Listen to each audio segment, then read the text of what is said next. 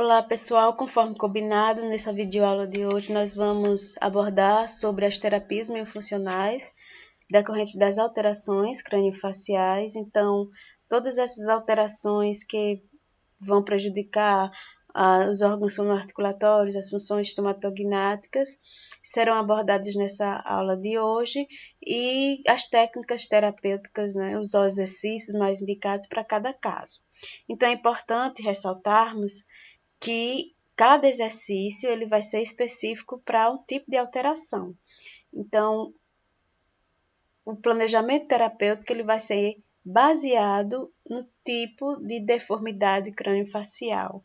Então, cada tipo específico tem a sua terapêutica específica. Então, como objetivos dessa terapia, nós vamos ter a eliminação das alterações musculares. Quando não eliminarmos, mas pelo menos minimizar, porque há casos em que apenas a cirurgia irá fazer com que haja uma adequação 100% das funções, 100% até mesmo da postura de alguns órgãos fonoarticulatórios. Então, muitas vezes não é possível eliminar e se minimizar essas alterações, tanto sejam alterações musculares, como dos distúrbios respiratórios, vocais e até mesmo dos quadros de disfunção temporomandibular, que algumas vezes, quando não são musculares, são articulares, precisa da intervenção de um bucomaxilo, de um especialista. Vamos objetivar também a supressão das alterações fonoarticulatórias, então a fala vai ser trabalhada também quanto a tipo e modo articulatório. Mesmo sem a correção da forma, alguns pontos e modos articulatórios eles podem ser adequados, As alterações elas podem ser realmente eliminadas, porém vai depender de cada caso, de cada tipo de alteração, cada tipo de deformidade. E a eliminação dos hábitos orais deletérios, dos hábitos posturais, aqueles que vão trazer prejuízos, que vão trazer agravamento ou até mesmo recidivas para essas deformidades, elas devem ser eliminadas. Então, antes de tudo, é preciso que haja uma conscientização do paciente na eliminação desses hábitos e dessas posturas inadequadas. E assim nós poderemos também fazer encaminhamentos a profissionais de diferentes especialidades que irão ajudar nesse processo terapêutico. Veremos as etapas que consistem de uma terapia. A gente colocou aqui a anamnese como fazendo parte, de uma, não da terapia em si, mas de um passo importante para que vai também influenciar diretamente no procedimento terapêutico. Uma anamnese bem feita, a gente vai poder coletar dados que são importantes na forma de como iremos tratar, da forma que iremos abordar determinadas técnicas, determinadas condutas. A avaliação ela também deve ser bem feita, precisamente, porque dependendo do resultado da avaliação, nós vamos fazer um planejamento terapêutico preciso. Então, a avaliação ela é essencial, que seja detalhada, que seja uma avaliação onde possamos observar e identificar as diversas alterações existentes, tanto de forma, como de postura, como de função, de OFAs e de funções estomatognáticas.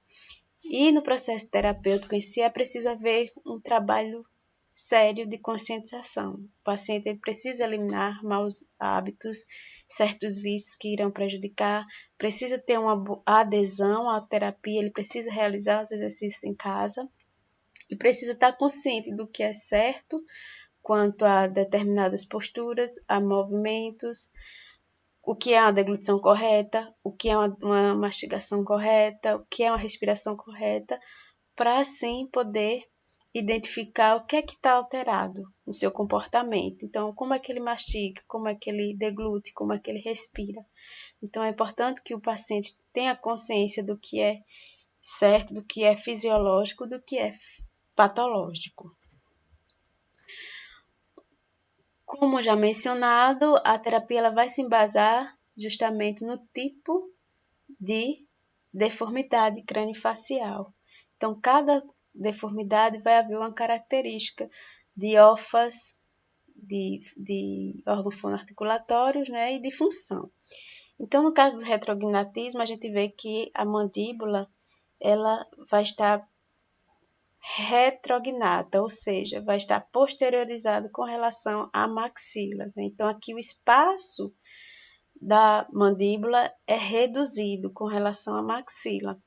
Então, o que é que vai acontecer? O que é que vai acontecer com a língua, com os lábios desse paciente? Vemos aqui o déficit de vedamento labial, né? Vai haver aqui um espaço reduzido na cavidade intraoral, o que vai fazer com que a língua ela esteja, né, também encolhidinha aqui dentro, né, fazendo com que muitas vezes o seu ápice esteja rebaixado, o dorso elevado. Muitas vezes pode haver um palato ogival que vai interferir grandemente aí na fala, na produção de alguns fonemas, né? E aí a gente vê que vai haver o quê? Uma dificuldade do selamento labial, né? Esse vedamento vai ser prejudicado devido a essa retrognatia, né? Essa posteriorização mandibular. Então, o lábio superior vai estar hipofuncionante.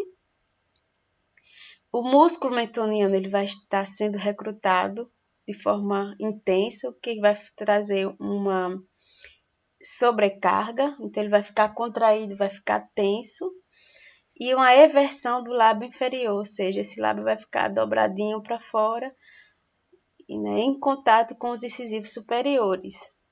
E além disso, vai haver uma hiperfunção do lábio superior, né? Nesses casos, na hora de fazer o vedamento, esse lábio superior ele vai tentar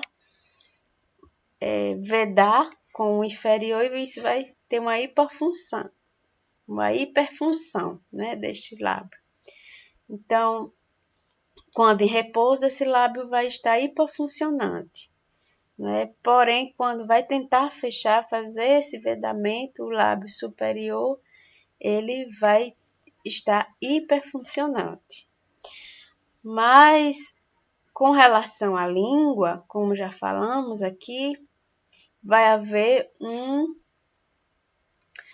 uma diminuição, né, dessa área mandibular, fazendo com que a língua ela fique retraída, muitas vezes, ela fique encolhidinha. Então, o dorso vai ficar elevado e a pontinha, o ápice da língua, ela vai ficar rebaixada.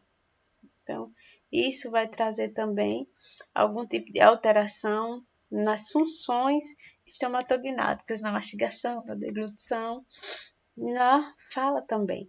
Então, os fonemas plosivos, principalmente os bilabiais, né, e os fonemas lingoalveolares, eles vão estar prejudicados, porque vai haver o contato excessivo do lábio inferior com os incisivos superiores, né? Então, os fonemas PB e M, os bilabiais, vão estar prejudicados, e os lingodentais T, D, N, L, e os fricativos S e Z, vai haver uma interposição lingual aí nesses incisivos, fazendo com que haja elevação da parte média da língua, na intenção de redirecionar esse fluxo aéreo, o que vai fazer com que o Th e o The, muitas vezes, fiquem com um aspecto mais distorcido, né? E com a utilização dessa interposição de língua. A mastigação ela vai estar alterada, vai ser rápida, vai ter esse déficit de vedamento labial, por haver essa mastigação rápida, consequentemente, o alimento ele vai ser pouco triturado, né? Vai ser mal triturado, não vai haver uma pulverização tão eficaz. Então, vai haver uma participação reduzida também dos orbiculares, do músculo orbicular dos lábios e do bucinador, além do movimento de lateralização da língua, também vai estar prejudicado, justamente por essa falta de espaço e dessa mastigação ser rápida, né? Então, uma coisa vai levando a outra. Então, é uma cadeia, né, de dificuldades que vão se reproduzindo. Aqui a deglutição, ela vai apresentar movimento posterior anterior de língua, ou seja, a projeção de língua, né? Vai haver também o deslize anterior da mandíbula e, consequentemente, uma contração excessiva da musculatura perioral. Essa contração excessiva, muitas vezes, já vem para compensar essa falta de vedamento labial por conta dessa projeção maxilar, desse overjet, né? E essa interposição lingual é como uma forma de compensar essa falta de vedamento para aumentar essa pressão e ajudar no momento da deglutição. E a respiração ela vai ser oronasal, a adequada seria nasal, como já sabemos. No caso dos prognatismos, a mandíbula ela vai estar avançada, ela vai estar bem mais projetada do que a maxila. Isso faz com que a língua ela ganhe um certo espaço e vai fazer com que ela fique alargada, ela fique hipotônica nesse soalho bucal. Então, aqui vai ter prejudicado o selamento labial, a gente pode ver aqui. O mento ele vai estar contraído também, na intenção de promover esse vedamento. Né? Então, quanto aos órgãos sonoarticulatórios, nós vamos ver que a língua vai ocupar esse espaço devido a grande, né, espaço anatômico existente da mandibular no assoalho da boca, fazer que a língua esteja plana, né, hipofuncionante. A base da língua vai apresentar-se mais baixa e o palato mole vai encontrar-se mais verticalizado. Tá? Então, o fato da língua estar sempre mais baixa, isso não vai limitar esse tamanho do palato mole, fazendo com que ele seja bem mais verticalizado do que o normal. Então, o vedamento labial ele pode não ocorrer de forma satisfatória e vai haver hipotonicidade do lábio inferior e hipertonia compensatória do músculo mentual, justamente para facilitar esse vedamento que não é tão satisfatório. Então, o músculo mentual ele vai ser recrutado a todo instante. A mastigação ela vai se apresentar verticalizada justamente por haver esse encaixe, né, da maxila na mandíbula, fazendo com que o movimento rotatório seja limitado. Vai haver excessiva utilização do dorso da língua, esmagando o alimento contra o palato, já por não haver uma rotação, então não vai haver uma boa mastigação. Essa mastigação em charneira, que chamamos, ou verticalizada, vai fazer com que a língua ela amasse o alimento contra o palato para haver uma facilitação nessa pulverização, nessa trituração do alimento. Vai haver uma participação da musculatura perioral e anteriorização de língua, além de haver pouca ou nenhuma ação dos músculos bucinadores. Então, os bucinadores eles vão ser pouco recrutados ou não vão ser recrutados nesse momento da mastigação, o que vai fazer que o alimento ele fique espalhado no vestíbulo, né? Ele não se organiza, o bolo alimentar não fica organizado. Prevalência do uso de lábio superior na fala, né? Então, os fonemas bilabiais e fricativos vão ocorrer com o toque do lábio inferior nos incisivos superiores e os linguoalveolares vai acontecer que haverá a utilização da parte média da língua, né? E interposição dental, ou seja, vai ter esse sigmatismo, né? Com esses linguoalveolares, né? O T, o D, por exemplo, eles vão ser utilizados com a produção da parte média da língua. A deglutição destes pacientes vai estar alterada, havendo interposição de língua.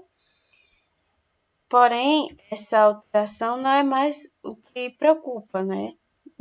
Já que muitas vezes o ato de deglutir não vai comprometer mais ainda esse quadro. Essa interposição lingual vai ser algo que não vai trazer maiores malefícios, já que o que mais prejudica é a própria prognatia. Então, essa interposição não vai fazer com que os incisivos, a maxila, ela seja projetada. A mordida aberta anterior é outro tipo de alteração, que é justamente quando há essa falta de contato entre os incisivos anteriores, fazendo com que haja essa abertura, em que a própria língua ela se interpõe durante a mastigação, a deglutição, perdão. Então, vai haver essa abertura significativa, né, diminuindo essa pressão intraoral. Nessa foto aqui, a gente, além da mordida aberta, a gente vai ver a mordida cruzada, posterior bilateral, né? Mas isso aqui é caso que iremos ver mais à frente. A língua, ela vai estar no assoalho da boca ou entre os dentes, como é o caso lá da fotografia. O vedamento labial vai ser feito com esforço, uma vez que essa é uma característica muitas vezes de pacientes com face longa. Então, face longa tem dificuldade também nesse vedamento labial. A hiperfunção do mento, já que ele vai compensar essa falta de vedamento, né, sendo mais recrutado, ou hiperfunção e eversão do lábio inferior, além de hipofunção e hipodesenvolvimento do lábio superior. Então, muitas vezes, essas características também vão ser parecidas com classe 2 ou o retrognatismo, né? Então, vai haver uma hipofunção e hipodesenvolvimento do lábio superior, né? Durante o repouso, principalmente, e durante a tentativa de fechamento labial, de vedamento, vai haver essa hiperfunção de mento, né? E o lábio superior também vai ter que ser recrutado, vai ficar hiperfuncionando. As funções da fala, mastigação, deglutição e respiração também estarão alteradas. Na fala, a emissão de TDNL, vai haver cessão anterior nos casos do S e Z, né? Então, esses fonemas, a maioria deles, vai haver a presença do sigmatismo anterior, ou conhecido também como CC anterior. Então, a língua ela vai ser projetada durante a produção desses fonemas. A mastigação, o paciente vai apresentar cansaço, né? Mastigar alimentos mais fibrosos, mais consistentes. Vai haver dificuldade em manter esse alimento na face oclusal, justamente por não haver esse fechamento da parte anterior, né, o que vai prejudicar a trituração, a pulverização, além de pouca participação dos músculos bucinador e orbicular. Isso que vai causar também essa desorganização do bolo alimentar, né? Então, essa abertura vai provocar justamente essa falta de recrutamento dos músculos bucinadores. E o orbicular ele vai ter que ser também mais utilizado, vai se contrair mais. A língua vai apresentar menor movimento de lateralização. Na deglutição, o indivíduo vai buscar o vedamento anterior, posicionando a língua contra os dentes na tentativa de maior pressão intraoral. Então, devido a essa abertura, no ato de deglutir, o paciente tende a colocar a língua projetada entre os dentes para haver esse fechamento dessa cavidade, dessa abertura e para aumentar essa pressão intraoral e o alimento ser pressionado para a parte posterior, ser projetado para a fase faríngea, né, da deglutição.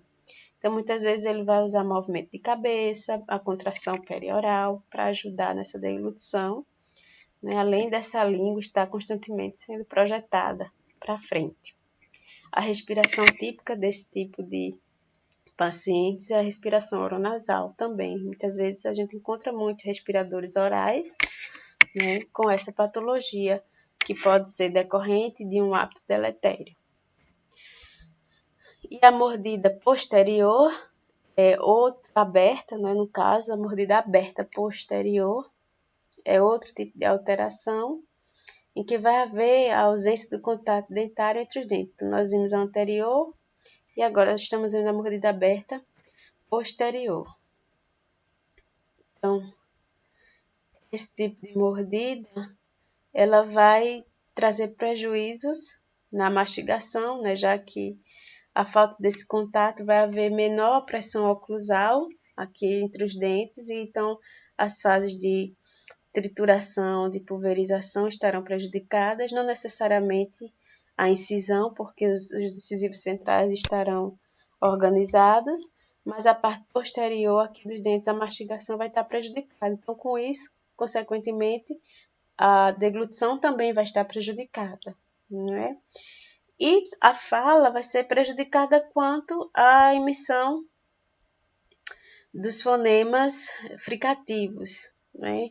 O s, o z, vai haver a possibilidade aqui de haver um sigmatismo lateral, que as pessoas, em vez de falar s, já fala sh, né? Então, porque vai haver o escape, vai ter a saída lateral de língua aqui por essa abertura.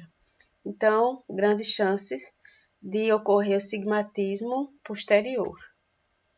A mordida profunda é outro tipo de alteração, sendo essa aqui a alteração vertical, né, que há justamente a sobreposição dos incisivos sobre superiores, centrais, sobre os inferiores, né? Então, é típico de face curta.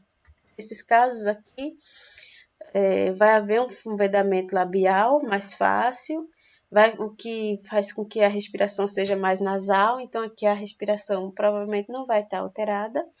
Os masseteres são mais potentes, o lábio superior são mais estreitos, é mais estreito que o inferior, e a língua vai estar plana e alargada, justamente pelo overbite positivo, né? E ela vai estar com atividade incoordenada. Então, é típico de mordida profunda, por esse pouco espaço vertical, não é haver essa atividade incoordenada do movimento lingual, né? E os masseteres vão ser mais fortes, então, pessoas que têm a face curta, elas tendem a ter uma mordida mais forte, mais potente, e a musculatura muitas vezes mais tensa. Então, algo já que vamos ter que trabalhar, né, nesses pacientes também. Além dessa musculatura, se estiver muito tensa, vamos trabalhar também essa língua aí que vai estar plana e alargada, o lábio superior muitas vezes mais estreito. Vamos fazer uma avaliação para ver se realmente esse lábio vai estar com essa diferença e vai prejudicar alguma função.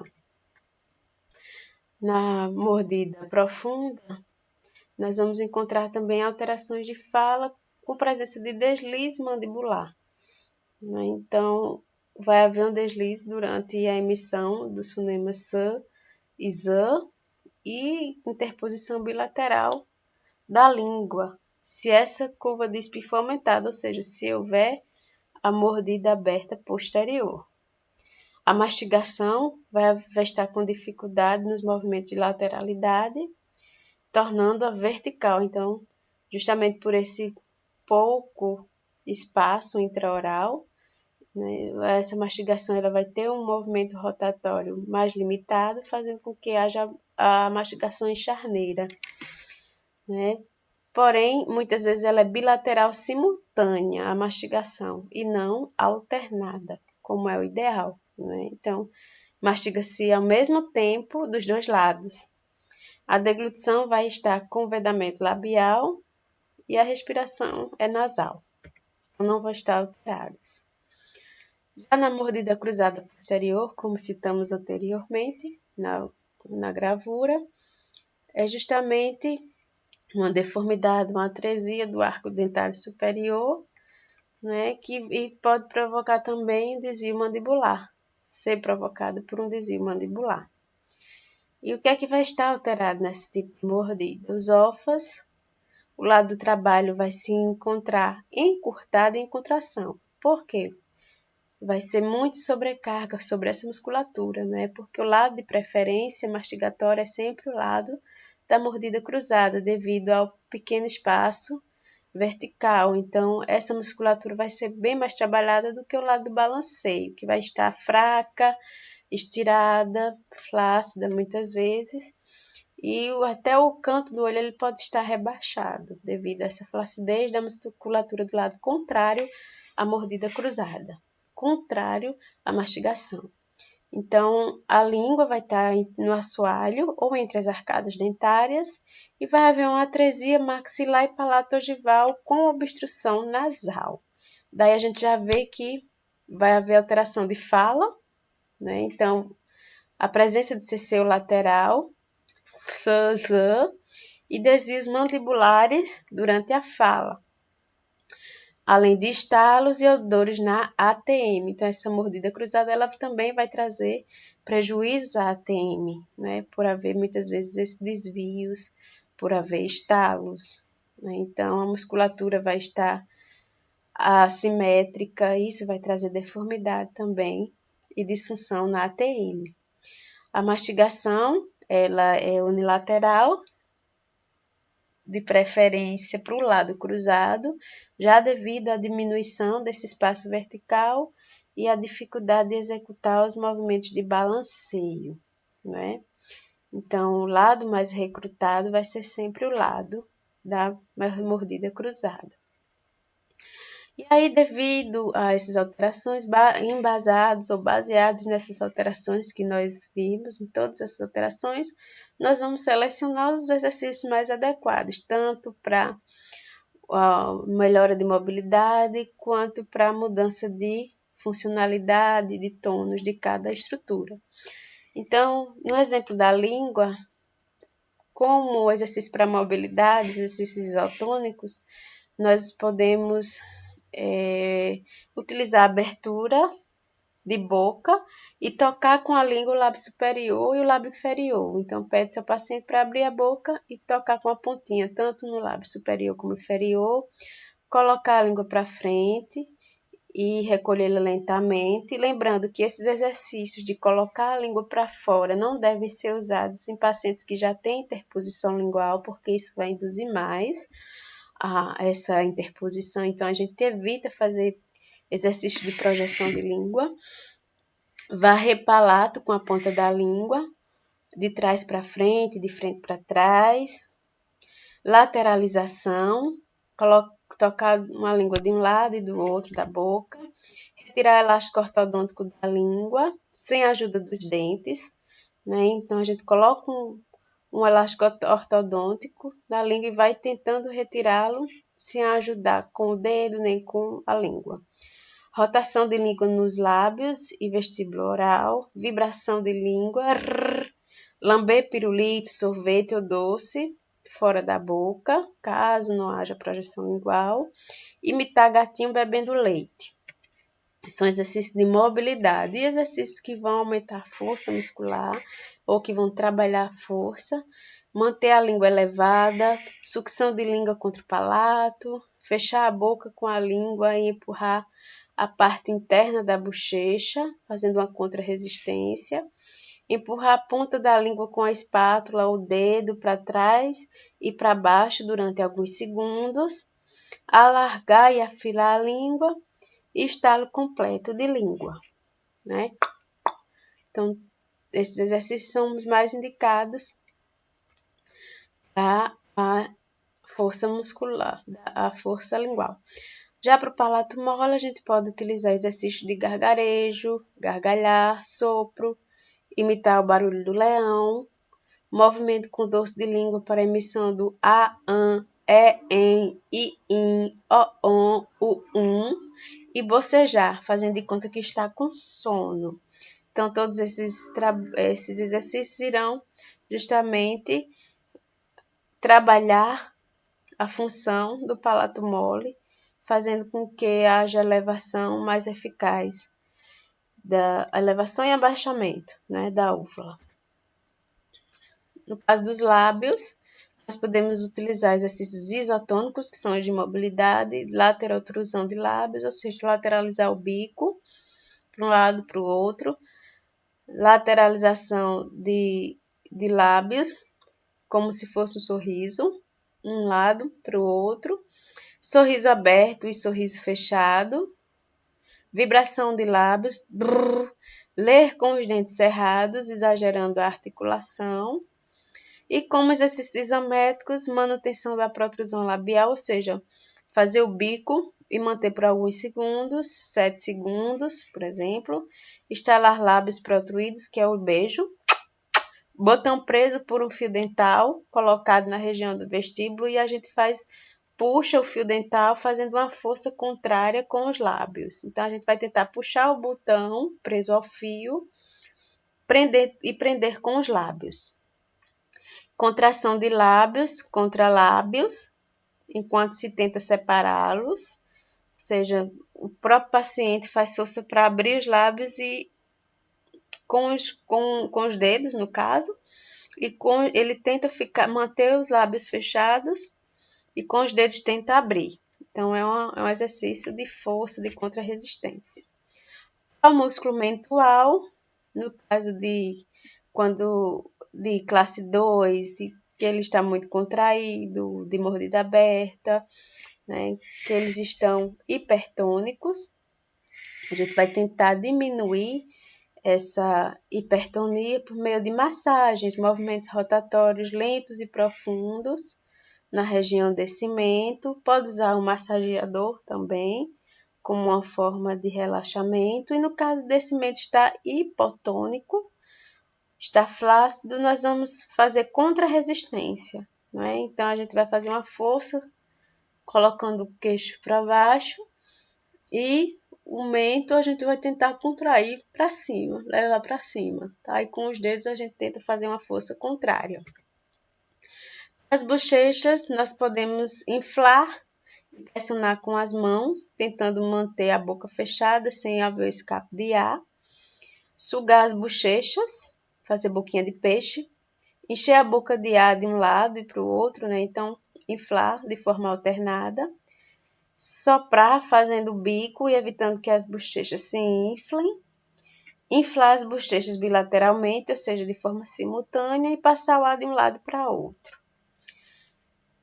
Outro exercício que podemos trabalhar bastante para questão de resistência, aumento, né, dessa tonicidade, são os exercícios de sopro com apitos. Canudos, quanto mais finos, mais vão trabalhar essa musculatura. Então, tomar algo consistente, algo grosso, um milkshake com a vitamina com um canudo mais fino, faz com que a gente exija mais dessa musculatura. Então, ela vai ser mais trabalhada. Então, é um bom exercício para aumento de tônus. Inflar as bochechas, como já foi dito, unilateralmente, e de contra-resistência com a espátula, né? Então, a gente faz força por dentro com a espátula da bochecha e pede para o paciente fazer uma força contrária com essa bochecha, fazer um bico, por exemplo, e você, com os dedos ou com a espátula, né, empurra a bochecha de forma contrária. E para reduzir tônus, nós podemos utilizar massageadores, né, que vão ajudar, né, a relaxar essa musculatura. Nos casos de mandíbula, né, movimento mandibulares, nós vamos solicitar que o paciente coma lentamente biscoito, pão, maçã de forma alternada, passando o alimento de um lado para o outro, movimentando devagar a mandíbula para a direita e esquerda, é outra forma também de se trabalhar com mobilidade, para frente e para trás. A gente vai solicitar diferentes movimentos com a mandíbula. Primeiro devagar, depois solicita que faça de maneira um pouco mais rápida. Abrir e fechar a boca lentamente, abrir e fechar a boca rapidamente.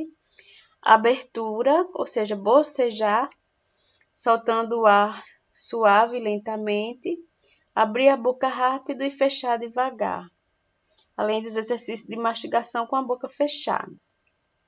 E a protrusão mandibular, colocar para frente, para trás. Lembrando que pacientes com DTM, nós devemos ter mais cuidado com esses movimentos. Se o paciente referidor, esses movimentos não podem ser realizados.